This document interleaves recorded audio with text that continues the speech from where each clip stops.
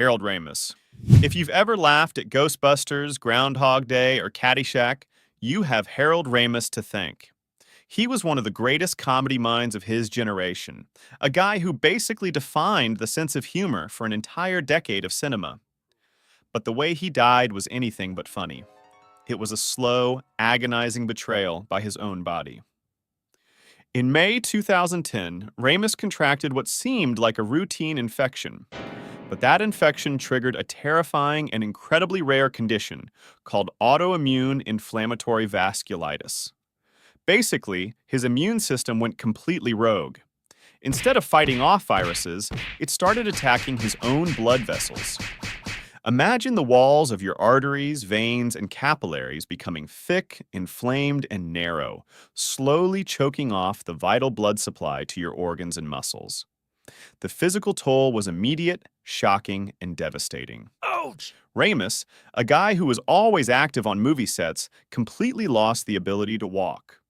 The nerve and muscle damage was so severe that he had to go through intense, grueling physical therapy just to learn how to put one foot in front of the other again. For a brief period, it looked like he might actually beat it. He was fighting hard.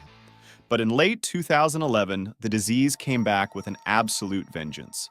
He suffered a massive relapse, and from that point on, he never fully recovered. For the next 3 years, he was trapped in a relentless cycle of chronic pain, extreme fatigue, and progressive neurological problems. The disease was systematically shutting down his body from the inside out, starving his tissues of oxygen. By February 2014, the systemic complications were just too much for his body to handle. He was confined to his home in the North Shore suburbs of Chicago, surrounded by his wife Erica and his family.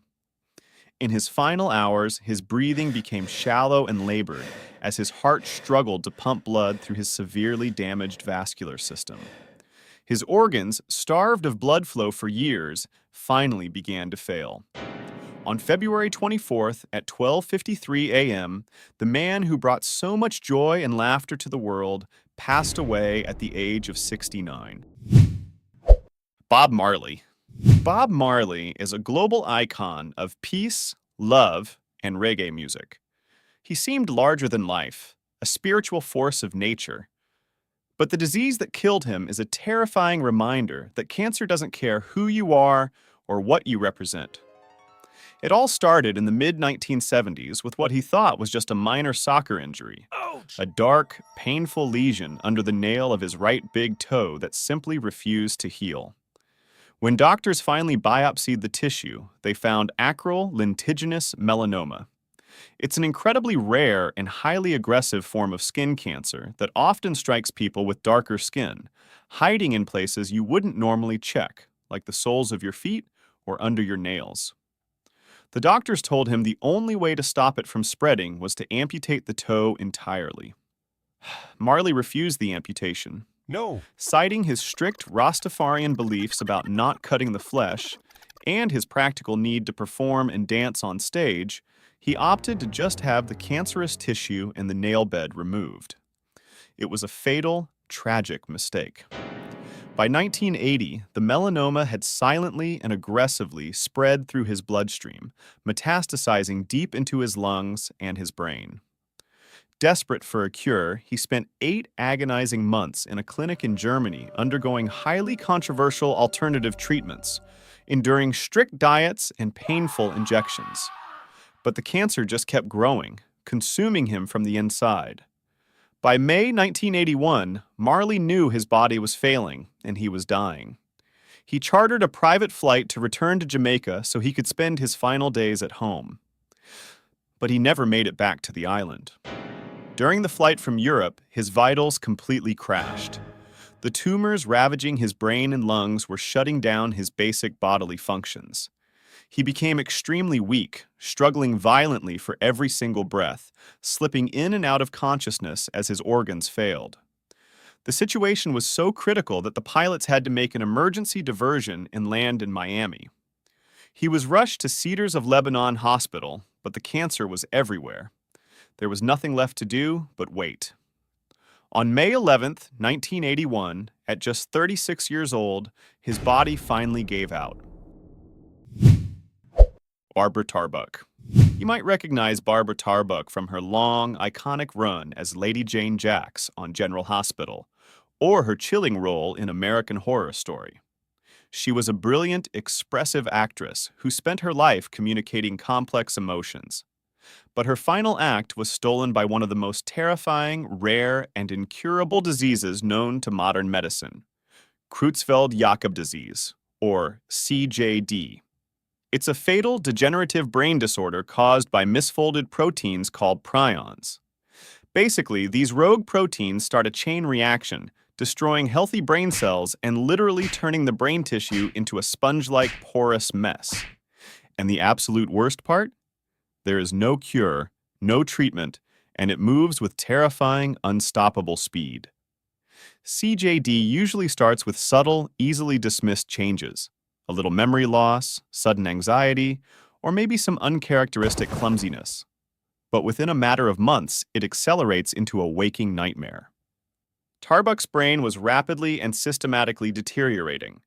The disease causes severe, rapidly progressive dementia, violently stripping away a person's memories, their personality, and their ability to speak or understand language. As the physical brain damage spreads, patients suffer from myoclonus, violent involuntary muscle jerks, tremors, and painful spasms. Imagine being trapped inside a body that is constantly twitching and failing, while your mind is simultaneously dissolving into confusion, fear, and darkness. In her final days, Tarbuck was completely bedridden in her Los Angeles home, entirely dependent on her daughter and family for basic survival.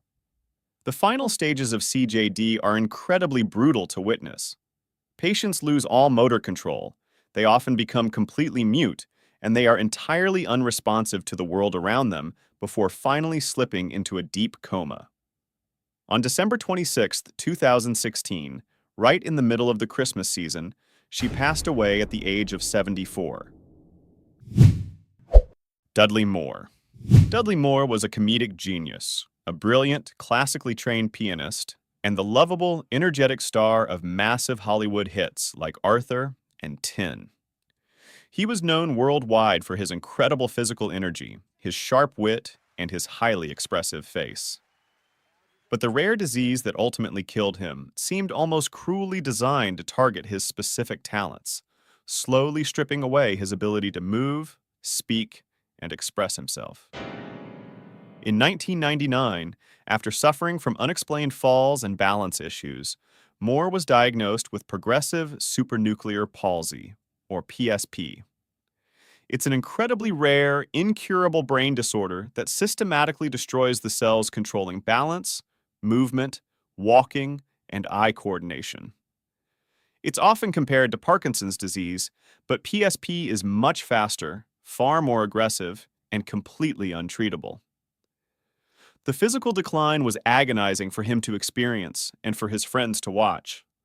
Moore, a man who made his living through precise physical comedy and rapid-fire witty dialogue, slowly lost control of his own body. He started falling constantly, suffering painful injuries.